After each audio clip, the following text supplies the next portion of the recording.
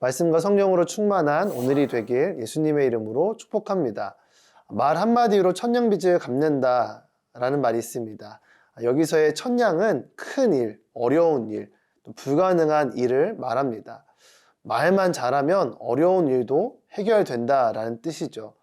상대방을 헤아리는 말, 겸손한 말, 또 칭찬하는 말, 위로의 말은 불가능한 일을 가능하게 만드는 힘이 있습니다. 말 한마디의 힘이 이렇게 큰 이유는 그 말 속에 사람의 진실한 모습이 담겨 있기 때문입니다. 말은 마음속 생각과 마음을 읽어볼 수 있는 내면의 거울입니다. 거울처럼 비추는 내 말 속에 담긴 나의 내면의 모습은 어떤 모습일까요? 말씀 묵상하며 함께 나의 말을 살펴보게 되길 바랍니다.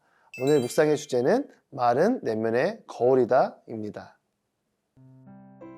오늘의 말씀은 전도서 10장 12절에서 20절입니다. 지혜로운 사람의 입에서 나오는 말은 은혜롭지만 어리석은 사람의 입술은 그 자신을 삼키고 만다. 어리석은 사람의 입에서 나오는 말은 처음에는 어리석은 것이더니 결국에는 사악하고 미친 소리로 끝난다. 어리석은 사람은 말이 많다. 사람은 모름지기 앞으로 닥칠 일을 모른다. 죽은 후에 일어날 일을 누가 그에게 말해주겠는가?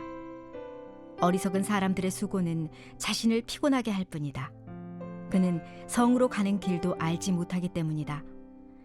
왕이 어린아이이며 고관들이 아침부터 잔치를 벌이는 나라여, 내게 재앙이 있을 것이다.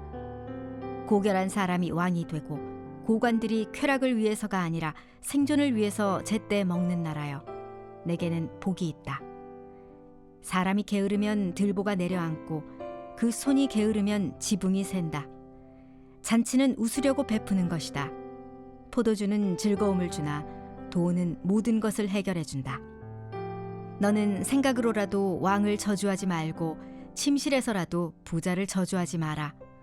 공중의 새가 내 말을 실어 나를 것이요 날개 있는 것들이 내가 한 말을 전할 것이다. 지혜로운 사람들의 말은 은혜가 됩니다. 여기서의 은혜롭다라는 뜻은 감동을 주거나 마음이 따뜻해지는 의미로 볼 수 있습니다. 하지만 명확한 그 의미는 어리석은 사람들의 말이 끼치는 영향을 통해 반대로 살펴볼 수 있습니다. 12절 말씀입니다. 지혜로운 사람의 입에서 나오는 말은 은혜롭지만 어리석은 사람의 입술은 그 자신을 삼키고 만다. 이 어리석은 사람들의 말은 자신을 삼킵니다. 여기서 삼키다라는 표현은 파괴의 의미를 갖고 있습니다. 자신이 뱉은 어리석은 말이 그대로 자신에게 덫이 것을 말합니다. 자신의 영혼을 파괴하는 것이죠. 반대로 지혜로운 사람의 말은 은혜로운 말, 즉 파괴하고 죽이는 것이 아니라 살리고 자라나게 하는 영혼의 자양분이 됩니다. 죽을 수밖에 없던 우리를 구원하신 하나님의 마음, 그분의 은혜가 담겨 있기 때문입니다. 어리석음의 가장 큰 본질은 그 자신이 어리석다라는 것을 알지 못함에 있습니다. 그래서 어리석은 말은 결국 사악하고 미친 소리로 끝이 납니다. 여러분, 말을 할 때 기억하십시오. 여러분의 말을 듣는 가장 첫 번째 대상은 바로 자기 자신입니다. 저주의 말이나 욕을 하면 그 말을 하는 그 영혼이 먼저 저주를 받고 먼저 욕을 듣게 되는 것입니다. 모든 상황을 점점 더 악화시키는 것입니다. 어리석은 사람은 그 자신이 하는 말이 무슨 의미인지를 잘 모릅니다. 그래서 말을 많이 합니다. 무슨 일이 일어날지 모른다는 사실을 모르고 떠드는 것입니다. 그래서 많은 유명한 사람들이 자신이 했던 예전에 자기의 말로 비난의 대상이 되는 것을 우리는 자주 보게 됩니다. 나의 말은 나의 영혼의 얼굴임을 기억하십시오.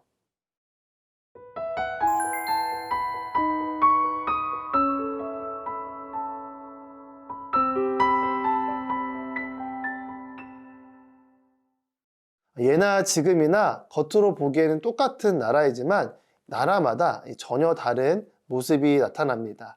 마치 얼마 전에 끝난 월드컵과 같습니다. 다 같은 국가대표 유니폼을 입고 있는 축구 대표팀이지만 그 실력이나 분위기는 천차만별입니다. 오늘 말씀은 특별히 이 나라의 분위기를 말합니다. 나라의 고위 관리들이 아침부터 잔치하는 나라는 재앙이 임합니다.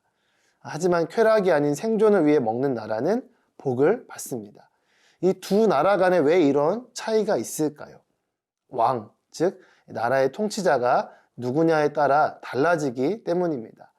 어린 아이는 단순히 나이가 어리게만 한 것이 아니라 어리석은 상태를 의미합니다. 반면에 고결한 성품의 왕의 나라는 복된 나라가 됩니다. 이런 상황을 바라볼 때 우리에게 찾아오는 자연스러운 반응은 누군가를 탓하고 정죄하는 것입니다. 하지만 그렇게 우리의 본능을 따르면 우리 또한 어리석음에 빠지게 되는 것입니다. 부정적인 상황 속에 우리는 어떻게 반응해야 할까요? 20절 말씀입니다. 너는 생각으로라도 왕을 저주하지 말고 침실에서라도 부자를 저주하지 마라. 공중의 새가 내 말을 실어 나를 것이요 나에게 있는 것들이 내가 한 말을 전할 것이다. 하나님은 그분의 지혜를 전하는 이 전도자를 통해 마음속으로라도 저주하지 말라고 말씀하십니다. 반말은 쥐가 듣고 낱말은 새가 듣는다라는 속담이 생각나는 말씀입니다. 좋은 소식보다 나쁜 소식이 저주의 소식이 더 쉽게 전달됩니다. 하나님을 온 세상의 창조주이자 왕으로 섬기는 성도들은 이 모든 권세를 하나님이 세우셨다라고 믿습니다. 물론 정부나 이 나라의 잘못에 대해 건강한 방법으로 전달하는 것은 필요합니다. 하지만 하나님 나라의 성도로서 우리는 공동체를 다스리는 자들을 위해 기도하는 자가 되어야 합니다. 저는 어떤 사안에 대해 분석하고 또 그것에 대해 비판하기를 좋아하는 성향의 사람입니다. 그런데 예수님을 더 깊이 만나고 말씀 묵상하면서 저 자신을 돌아볼 뿐만 아니라 세상을 바라보는 관점도 많이 바뀌게 되었습니다.